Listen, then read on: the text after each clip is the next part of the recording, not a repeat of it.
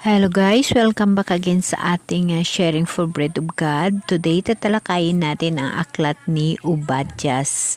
Ito si Obadjas ay isang propeta at siya ay sumulat tungkol sa Edom. Ang pangalan ni Jesus noong panahon ay si Yahweh.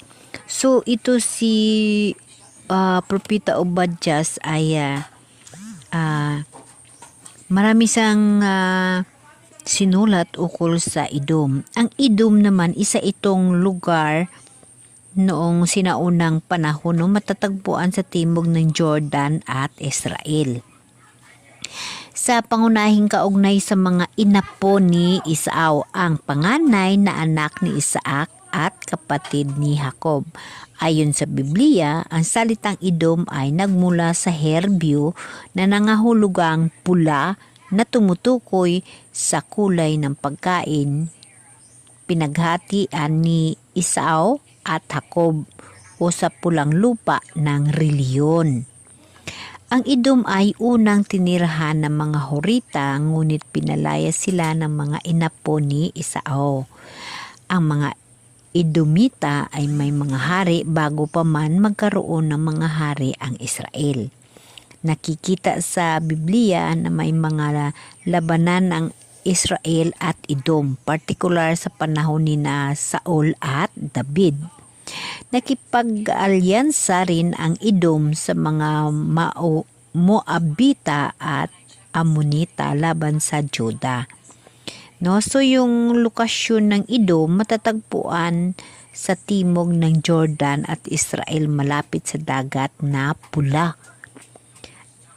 Ang kabisira ng Edom ay Bosra na ngayon ay kilala bilang Busaira sa Jordan. Nakikita sa Biblia na may komplikadong relasyon ang Edom at Israel dahil sa kanilang magkahalong kasaysayan bilang mga kamag-anak at magkalaban.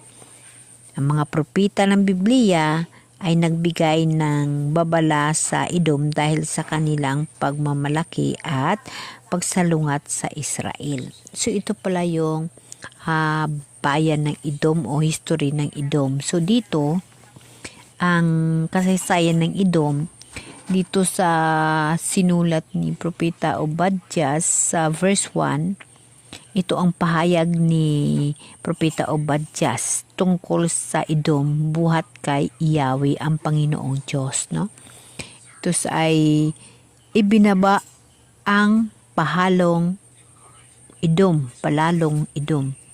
ng kanyang suguin sa mga bansa ang tagapagbalita upang ipasalaysay ang Edom. Ganito ang narinig kong sinabi niya. Sabi ni Propeta Obadjas, ito siya ay habili ni Yahweh. Gagawin kitang pinakamahinang bansa at hahamakin ka ng lahat. Ikaw ay magiging palalo dahil sa nakatira ka sa muog, sa tuktok ng bundok. Sinasabi mong walang makapagpababa sa iyo. So ito siya ay nakasaad pala dito na ang Edom ay mapagtaas. Mapagtaas siya at mayabang. Kaya nagagalit si Jesus, si Yahweh, sa mga ganong klase ng mga tao, yung mga mayabang, di ba? Kahit sa ngayong panahon, pag mayabang ka, talagang hindi yan kaaya-aya sa mata ng mahal na Diyos. So dito sa nakasulat sa aklat ni Propeta Obadjas, yun nga yung nagiging kaugalian ng mga taga-Edom. Kaya itong kasaysayan ng Edom ay malaking bagay ito na parang halimbawa lamang sa mga tao. Pag ikaw ay mapagtaas o ikaw ay mayabang at kung magbago ka, ang mahal na Diyos ay handang magpatawad. Dahil nga ay kumbaga sa halimbawa din ng mga bansa, pag ikaw ay mapagtaas at mayabang, talagang si Jesus Christ mayroong mga paraan upang ikaw ay babagsak, no? So dahil sa pangyayaring ito, dito mo makikita sa kasaysayan ni Obadias sa kanyang sinulat ni Propeta Obadias sa kanyang aklat na sa verse 9, dito mo nga mababasa na sa sakmalin ng takot ang mga kawal ng timan at mapapatay ang bawat mandirigma ng Idom, no? Kasi siya nandito yung kayabangan na nagsabi siya na napakataas nga niya, so ibababa, sabi na nga ni Jesus niya, magiging kapantay ng mga bituin,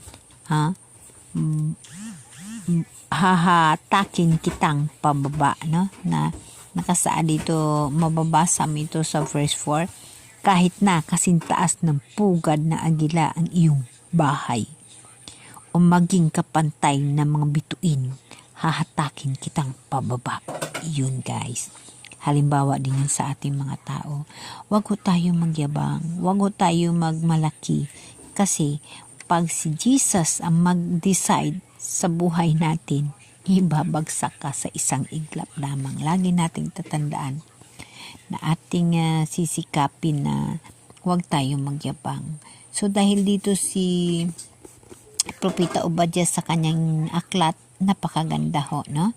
So dito mo makikita na nagbago ang mga tao sa Idom, no?